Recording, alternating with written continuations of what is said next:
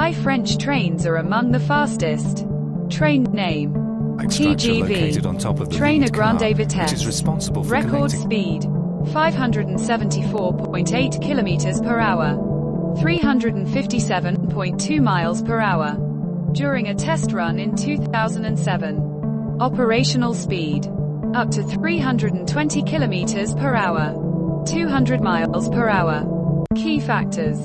Aerodynamic design. Streamlined shapes reduce drag. Dedicated tracks. Built exclusively for high-speed trains. Minimizing interference. Advanced technology. Electric motors and signaling systems optimize efficiency. 3. History of the TGV. First TGV route.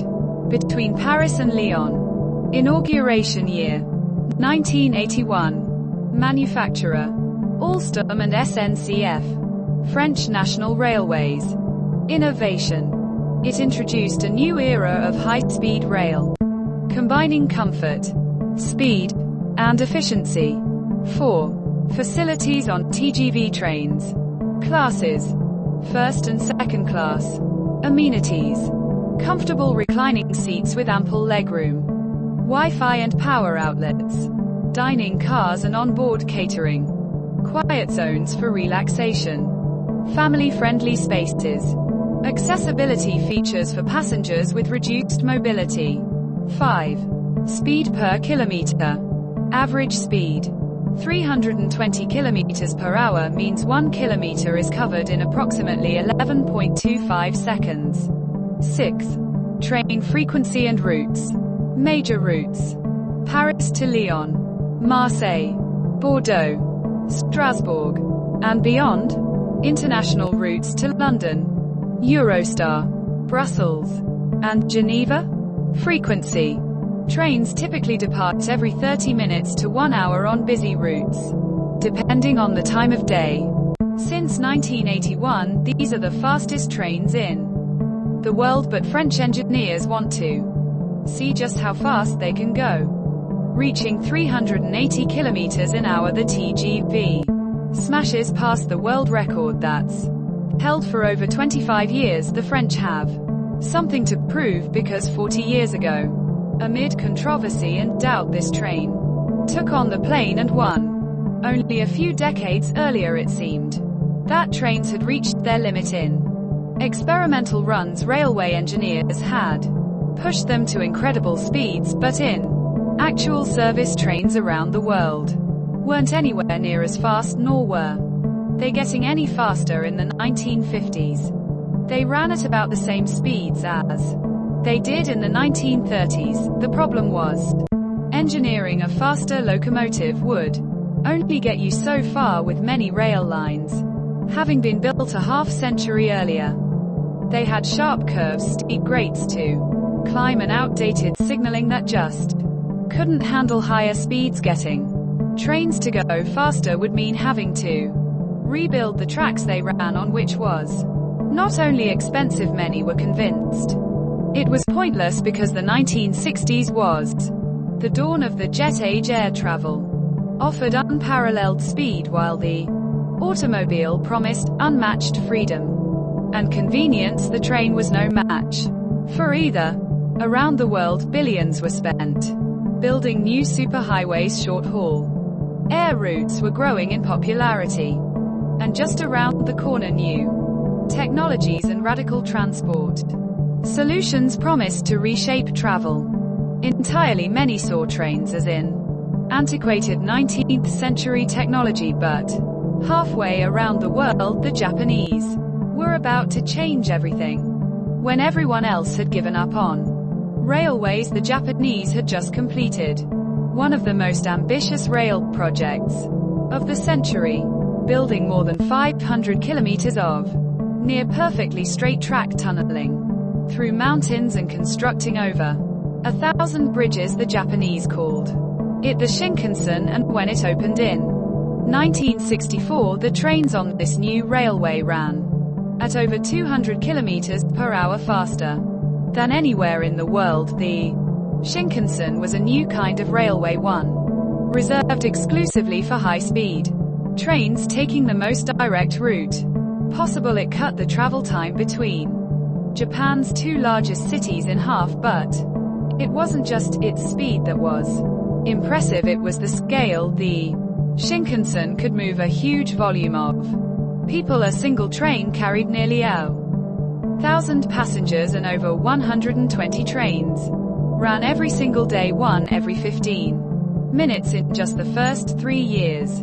the Shinkansen moved more than 100 million passengers, and two cities located nearly 500 kilometers apart were seemingly pulled closer together. But as the world looked on in admiration, railway engineers in France were dismayed. The French were no strangers to getting their trains to go fast. Only a few years earlier, French engineers had set a remarkable train speed record, putting themselves at the forefront of railway technology in areas of acceleration, braking and electric pickup at high speeds. They were world leaders, but none of that seemed to matter, because the top brass running France's railways, the SNCF, lacked vision, facing record deficits. They were obsessed with short-term fixes, cutting costs, reducing service, and closing down rail lines. But the opening of the Shinkansen sparked a profound shift in thinking. Up until then, the fastest trains in France had almost always been luxurious trains scheduled to run maybe once or twice a day, with all first-class seating and expensive fares. But the Japanese had shown how speed and frequency were commodities that could be sold to an eager public. And that got them thinking. In the preceding years, French domestic air travel had exploded in popularity, a trend that was only expected to continue. But the irony was that an ever-increasing share of the time flying to a destination was actually spent on the ground, stuck on congested roads or in crowded airports. Turns out going faster didn't always mean saving time, and the SNCF could use that to their advantage.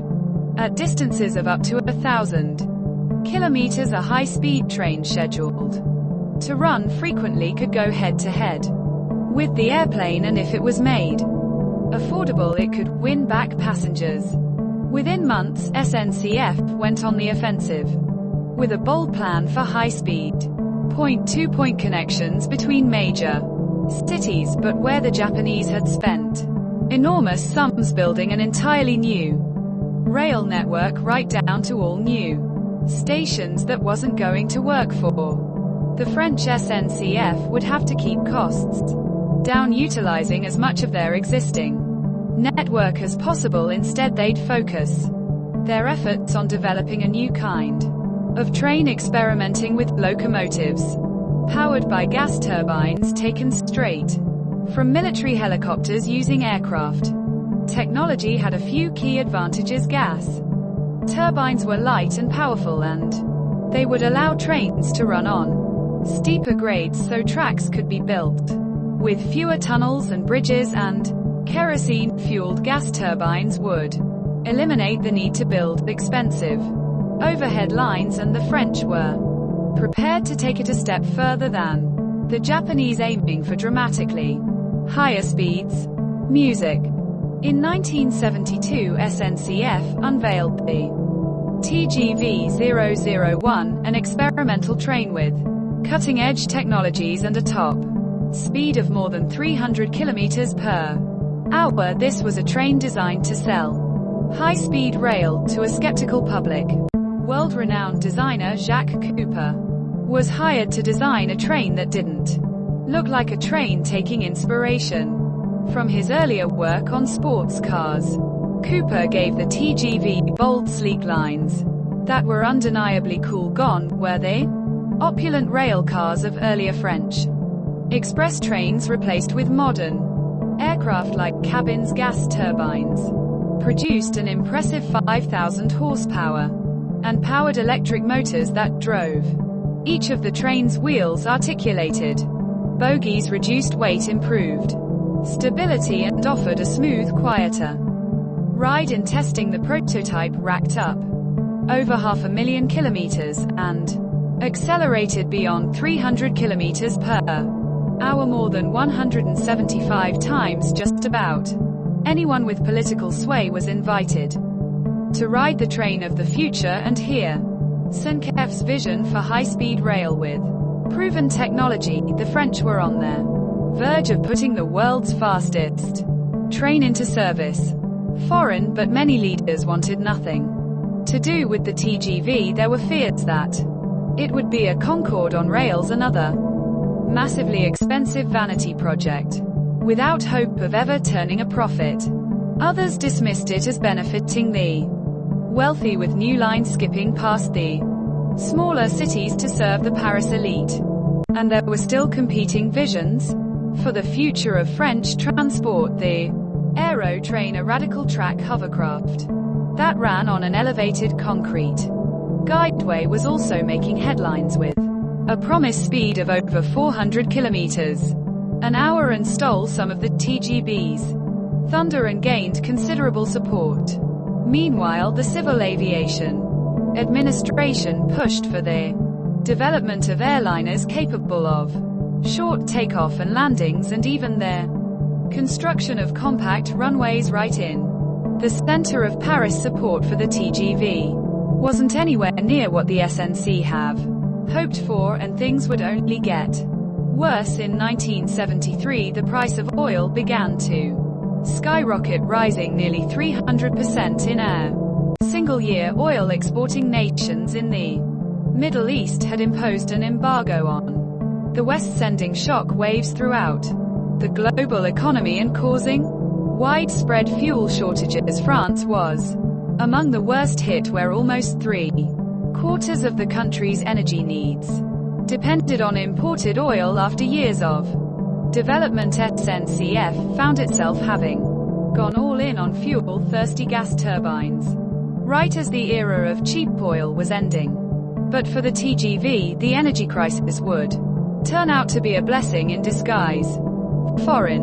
1974, the French Prime Minister launched an ambitious plan to meet the country's energy needs with nuclear power, pledging to build over 150 nuclear plants under the slogan in France, "We do not have oil, but we have ideas." For SNCF, the decision was a game changer. They began working on an electric version of the TGV. Switching from gas turbine to electric traction was a huge undertaking, calling for the development of new pantographs, suspension and braking systems. But French railway engineers, who had a history of pushing electric locomotives to their limits, managed to complete the modifications in just 2 years, and the switch from gas to electric would soon pay off in a big way. Cars, airliners and aero trains depended on imported oil, while the TGV could run on French